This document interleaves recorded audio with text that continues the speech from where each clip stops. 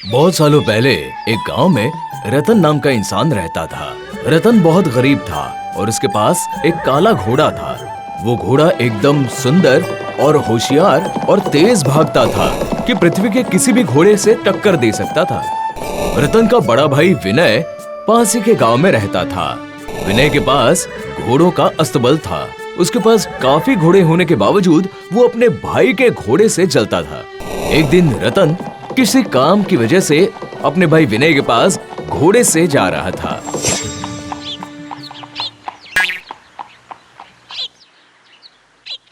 प्रणाम भैया, कैसे हैं? मैं ठीक ही था पर अभी नहीं हूँ। हाँ बोल, सुबह सुबह घोड़े पे चढ़कर यहाँ कैसे आना हुआ? मुझे काम मिला है भैया, खेती का काम। बस 2-3 गांव छोड़कर ही खेत है, लेकिन घोड़े को मैं साथ ले जाकर कैसे खेती करूँगा, इसलिए मैं आपके पास आया। आप अगर कुछ महीने के लिए मेरे घोड़े को अपने अस्तबल में रख दें तो बहुत उपकार होगा भैया। अरे वाह, ये तो बहुत अच्छी बात है। मेरे बहुत सारे घोड़े हैं, लेकिन रतन का घोड़ा मेरे सारे घोड़ों से अच्छा है। मैं कितनी भी कोशिश कर लूं, पर अपने घोड़ों को ऐसा नहीं बना सकता। अगर खुद ही चलाकर आया है ये अपने घोड़े के साथ, तो मैं ये मौका अपने हाथ से नहीं जाने दूंगा। हाँ, रख लूंगा ना, बिल्कुल रख लूंगा। तू मेरा भाई और मैं तेरा घोड़ा अपने पास ना रखूं, ऐसा बिल्कुल नहीं हो सकता। जानता हूँ, मैं बिल्कुल जानता था कि आप जरूर रख लेंगे। अब मुझे कोई चिंता नहीं है, मैं जल्दी ही आकर अपने घोड़े को लेकर जाऊंगा।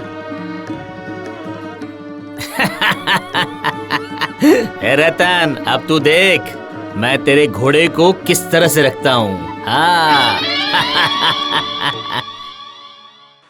इसके बाद निश्चिंत होकर रतन काम करने लग गया। 2 महीने बीत गए। एक दिन दोपहर में रतन अपना काम कर रहा था खेत में। ठीक उसी समय एक आदमी रतन से मिलने आ गया।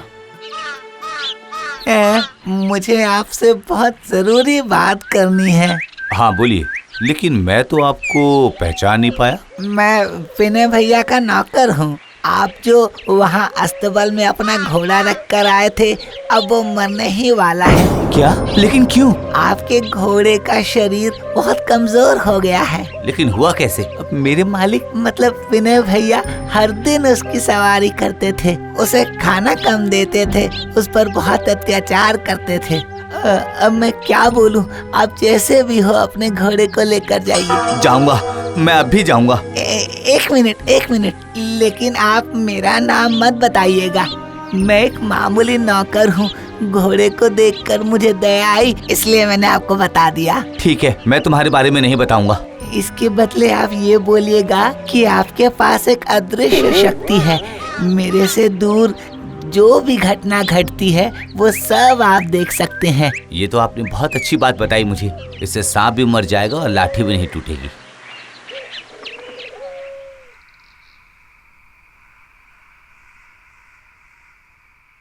भैया, ये आपने क्या किया भैया? आपने क्या कर दिया? अब मैंने क्या कर दिया? और तुम इस वक्त यहाँ क्या कर रहे हो? तू तो अपने खेत में काम कर रहा था ना? हाँ था, लेकिन अभी नहीं आके मैं रह नहीं पा रहा था। मेरे घोड़े के ऊपर आपने जिस तरह का अत्याचार किया है, उसके कारण मेरा घोड़ा ज्यादा दिन नहीं बच पाएगा। दूर, ये तुम क्या बोल रहे हो रतन? तुम्हें पता है मैं ऐसा नहीं कर सकता हूँ। ये क्या बात कर रहे हो तुम? मैं दूरदर्शी हूँ। इस संसार में जो कुछ भी घटता है मुझे सब दिखाई देता है। ये सब इसे कैसे पता चल गया? अब कुछ भी करके इसे यहाँ से भगाना होगा। चलिए, मुझे घोड़े के पास लेके चलिए।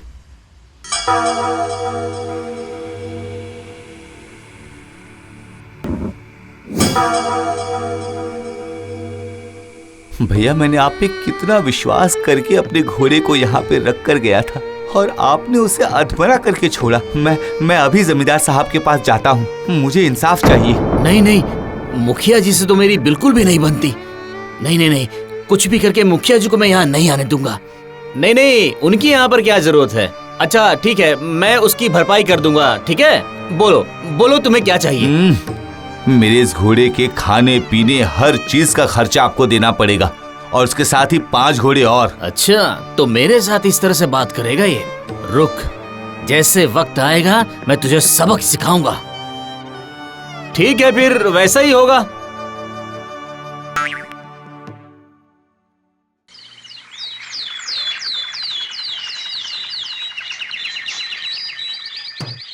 सुनो सुनो सुनो, कल रात में राजा जी के महल से एक मूल्यवान रत्न चोरी हो गया है। जो भी गांव का इंसान उस रत्न को या चोर को ढूंढ निकालेगा, वो राजा की तरफ से 10 बीघा जमीन, एक घर, 10 घोड़े और ढेर सारी स्वर्ण मुद्राएं देकर पुरस्कृत किया जाएगा। सुनो सुनो सुनो। ये तो बिन बादल बरसात हो गया। अब तो बदला लेने का मौका मिल गया। अब आया ऊंट पहाड़ के नीचे।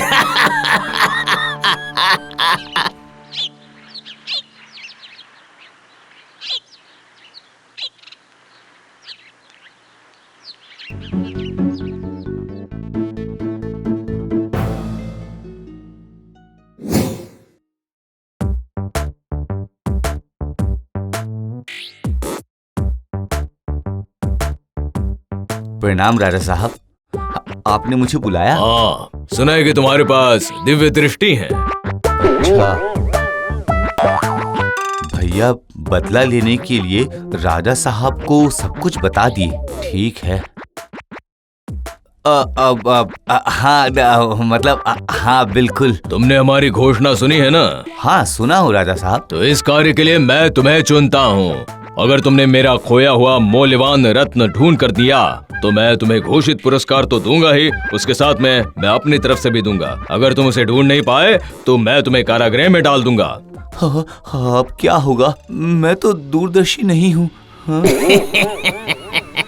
मेरे साथ चालाकी रतन। अब पता चलेगा जिसकी लाठी उसकी भैंस। इसलिए तुम आज से ही ढूंढने का कार्य शुरू कर दो। राजा साहब की अगर मैंने बात नहीं मानी तो वो इसी समय मेरा गर्दन उड़ा देंगे। अच्छा ठीक है राजा साहब, मैं तैयार हूँ। लेकिन उत्तर की तरफ जो एक बड़ा मैदान है वहां से सबको हटा देना होगा। वहां बैठकर सारी रात मैं ध्यान करूंगा। उसके बाद सुबह होते ही आपको आपका रत्न मिल जाएगा। ठीक है, जाओ अब। किंतु रात के समय अगर उस मैदान में कोई भी पांव भी रखेगा तो मेरा ध्यान भंग हो जाएगा। ये घोषणा आप पूरे राज्य में फैला दीजिए। बोल दीजिए, दूरदर्शी श्री रतन कुमार आज उत्तर के मैदान में राजा के मूल्यवान रत्न चोरी करने वाले चोर को पकड़ने के लिए ध्यान करेगा। चोर को सजा जरूर मिलेगी। ठीक है, जैसा तुमने कहा सब हो जाएगा।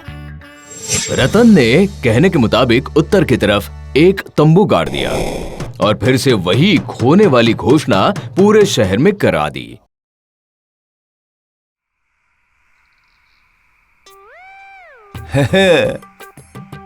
क्या दिमाग लगाया मैंने, हा? आज तो चोर पकड़ा ही जाएगा। यही है उत्तर की तरफ वाला तंबू। उसी तंबू में दिव्य दृष्टि वाला इंसान बैठा है। अरे बाबा, लगता है कि कोई दिव्य दृष्टि वाला इंसान होगा। नहीं बाबा, रत्न को जाने दो। अगर मैं पकड़ा गया तो राजा साहब मेरी गर्दन उड़ा देंगे। अरे बाप रे, सांझ जाने दो, रात में वापस आता हूँ मैं। गुरुदेव मुझे बचा लीजिए, गुरुदेव मुझे बचा लीजिए। हाँ, मैं चोर हूँ गुरुदेव। मैंने राजा जी का रत्न चुराया है। यही तो मैंने सोचा था। मेरे दिमाग से काम हो गया। तेरे कारण ही तो मैंने ये सब प्लान बनाया था चोर। अब तो तुम डर के मारे यहाँ खुद ही आ गए। कृपया करके मुझे राजा जी के हाथों मत सौंपिए। मैं बताता हूँ ना, मैं बताता हूँ वो रत्न कहाँ है, बताता हूँ, मैं बताता हूँ। ठीक है, अगर रत्न के बारे में बताया तो मैं तुझे आजाद कर दूंगा। जंगल के भीतर जो बड़ा मंदिर है ना, वो पुराना वाला, उसी के अंदर मैंने रत्न छुपा कर रखा है। डर के मारे सब बता दिया इसने।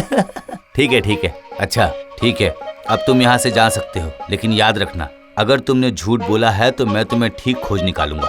याद रखना वो सजा।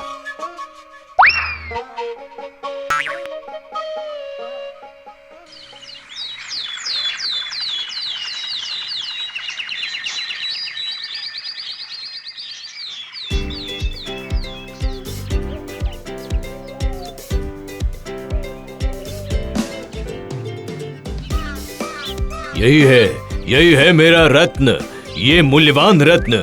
धन्यवाद, धन्यवाद तुम्हारा। तुम्हारे पास वाकई में दिव्य दृष्टि है। मैं आज ही तुम्हें सारा पुरस्कार दूंगा। अरे ये क्या हुआ? मैं तो कुछ और करना चाहता था, कुछ और हो गया। इसके बाद राजा ने वादे के मुताबिक रतन को धन दौलत दे दी। उपहार में रतन उस गांव का सबसे धनी इंसान बन गया, सुख से जीवन व्यतीत करने लगा।